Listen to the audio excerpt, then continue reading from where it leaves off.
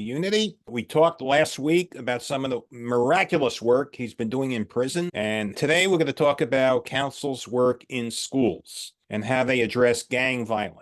Bob, welcome. Thank you, Dave. We go way beyond gang violence. That's not the thrust of the program. The council's received most of its publicity because of our work with gangs, but that is just a minor part of what the program really focuses on. For years, education was driven by the need for promotion and graduation rates. As a result, children with problems were unable to get those issues dealt with in a traditional classroom. A teacher who was pressured to get those promotion and graduation rates up would be hindered if they devoted time in the classroom to the needs of children. That became a serious problem for a long time. Then, as a result, that gave birth to the new emphasis on social emotional learning. By the way, the problems that kids bring to classrooms today is pretty extreme. We're living in a very alienated, isolated society. COVID put a real dent in psychological well-being of children. Their obsession with their iPads and their smartphones has compromised their ability to use language effectively because they cannibalize the language when they text. We're looking at a host of issues that really have to be addressed. Council for Unity makes that happen. We established social emotional learning before educators even coined that phrase. When we started, we realized that if we couldn't meet the deepest needs of kids, our program would not be successful. We came up with a 4-point strategy. It's called the 4 pillars of Council for Unity: family, unity, self-esteem, and empowerment. Those 4 pillars represent the need for children to have a family. If they did not get or do not have the family that they need, the Council for Unity gives them the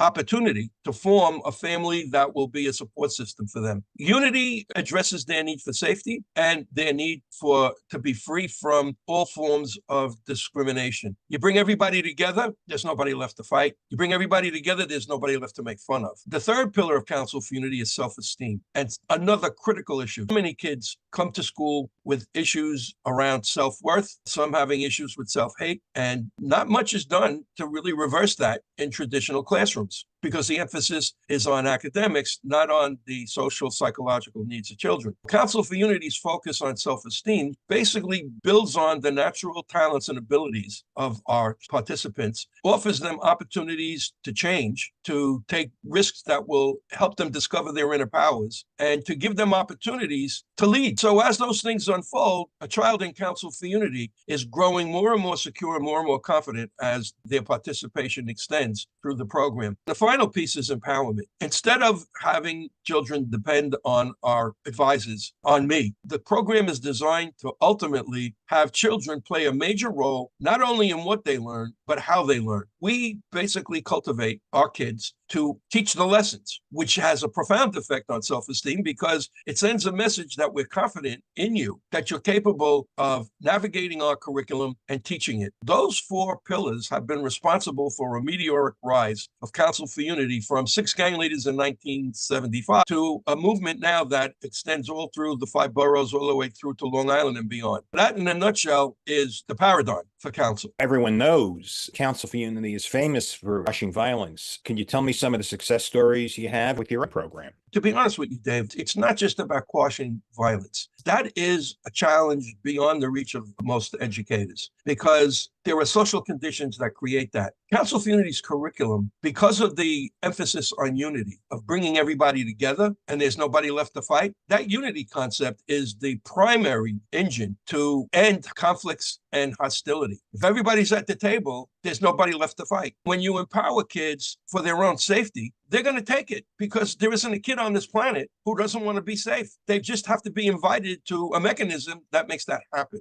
The second aspect of that, which can also lead to violence, is discrimination, racism, hatred of immigrants. The unity concept also mirrors a second precept, and that is, if you bring everybody together, there's nobody left to make fun of. I would say that those 2 precepts are the primary driver of Council for Unity's success. Anyone who's interested, on the Council for Unity website, there are videos showing our success in correctional facilities, which are miraculous, and videos showing our success in schools. The video, Young People Building Bridges, highlights the incredible transformation of young people who participate in this program. I can use my staff as some examples in transforming lives.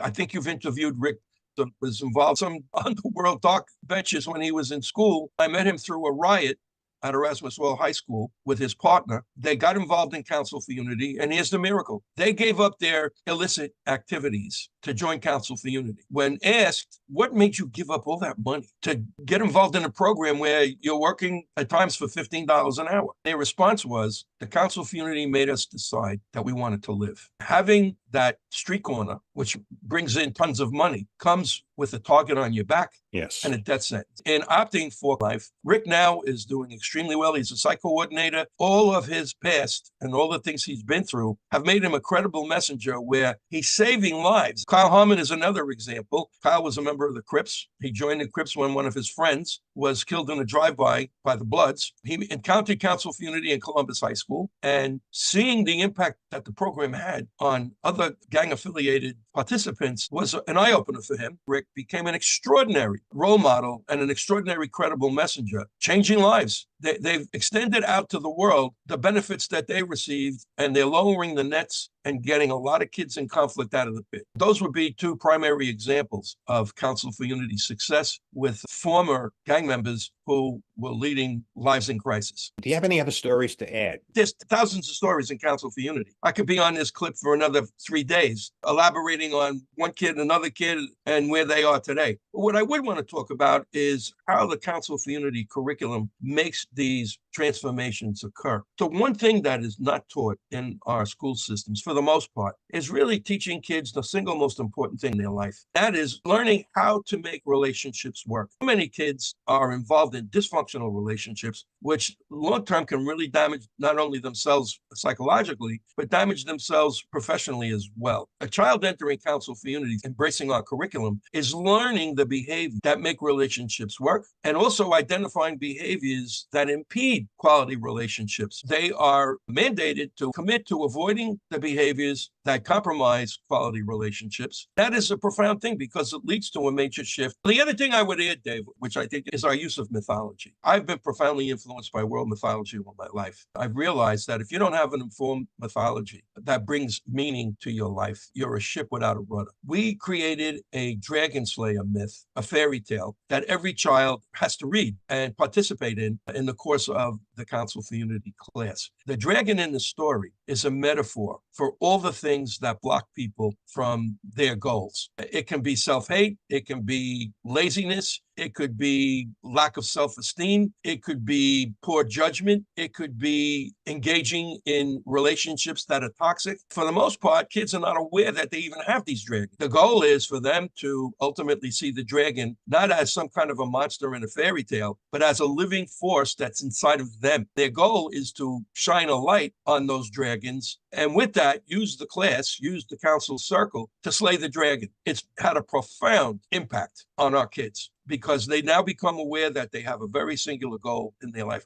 Who is going to drive their bus? Is it going to be the dragon, or is it going to be the potential hero or heroine inside of them? That has had a profound effect on change. Is there anything you'd like to add? I would add that the Council for Unity was growing. We're being solicited by high schools, middle schools, and I think that is a tribute to the successes that we've had over the years. Principals, superintendents realize this Council for Unity program can really help us in dealing with the needs of children in ways that we don't have available to us. The other thing is that for the last 5 years, the Council for Unity high school graduation rate has barely slipped under 100%. And you're talking about kids who normally might not graduate at a 50 or 60% rate. Through their participation in Council for Unity, just about every one of our kids graduates high school, and most of them go on to college. Dave, you know, the other big thing is I hope you have some educators in your network because this could be a monster marketing tool for us. I have 24,000 followers, mostly C-suite people. That's So okay. Everybody knows somebody. all it takes is one. All right, buddy. So get in touch with me next week. We'll make it happen again. Okay, thanks a lot. All right, Dave. Have a good one. Happy Bye. holidays.